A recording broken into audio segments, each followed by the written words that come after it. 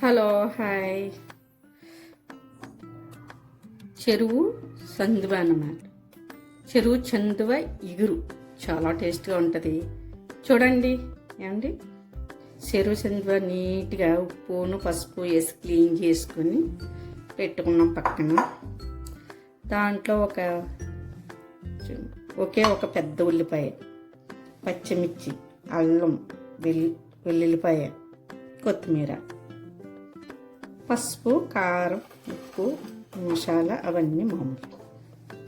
ఇప్పుడు సాల్ట్ ముక్కలకు అది పట్టాలి కాబట్టి ఇప్పుడు సాల్ట్ అది వేసుకొచ్చండి. సాల్ట్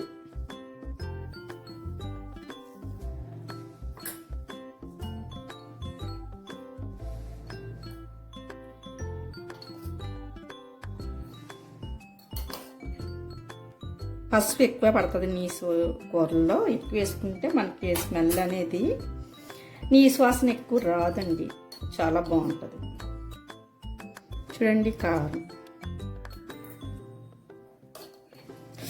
కారం నీసు అంటేనే మనకి మంచి కారం ఉండాలి. కారం, గరం మసాలా కూడా ఎక్కువే పడుతుంది. గరం మసాలా ఇవన్నీ నీట్గా కలుపుకోవాలండి. కలిపేసుకొని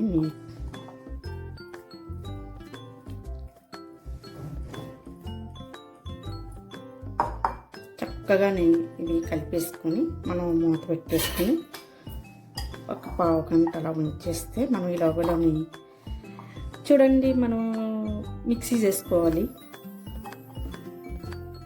ఉల్లిపాయ పేస్టు,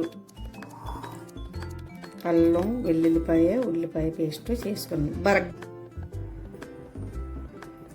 చూడండి గ్యాస్ వెలిగించుకున్నాము, కళాయి పెట్టుకున్నాము. చూడండి ఆయిల్ వేసుకోవచ్చు.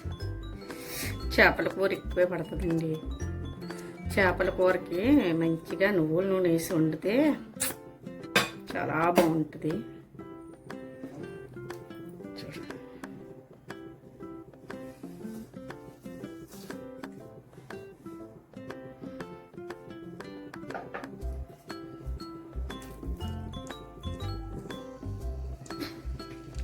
పచ్చిమిర్చి,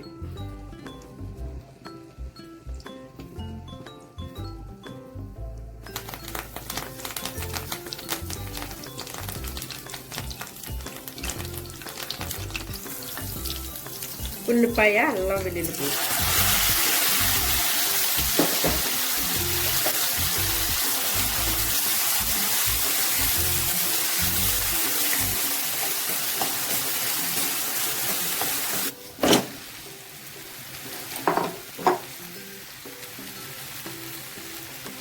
చేపలు వేసేసి మనం ఏం చేయాలంటే నీట్గా మూత పెట్టేస్తాం.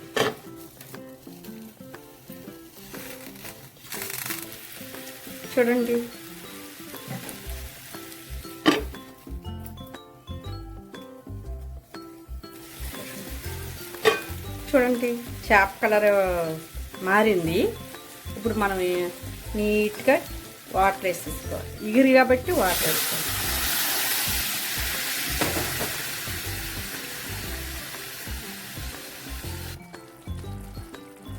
చూడండి ఇప్పుడు ఇంకా కొంచెం వాటర్ ములిగేలాగా వేసుకోవాలి. నీసు వాసన లేకుండా నీట్గా ఉడుకుతుంది.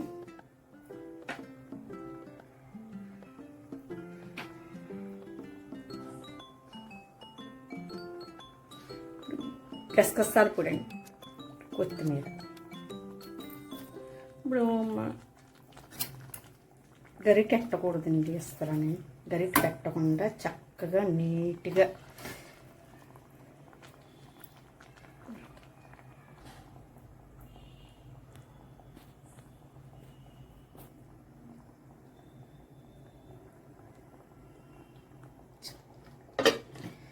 సిమ్లో ఉడికితేనే బాగుంటుందండి. ఐలో కన్నానే చాలా నీట్గా మంచిగా సూప్ తీసి ఉడికిపోయిందేమో చూసి అంతా పైకి వస్తేనే మనకు ఉడికినట్టు లెక్క.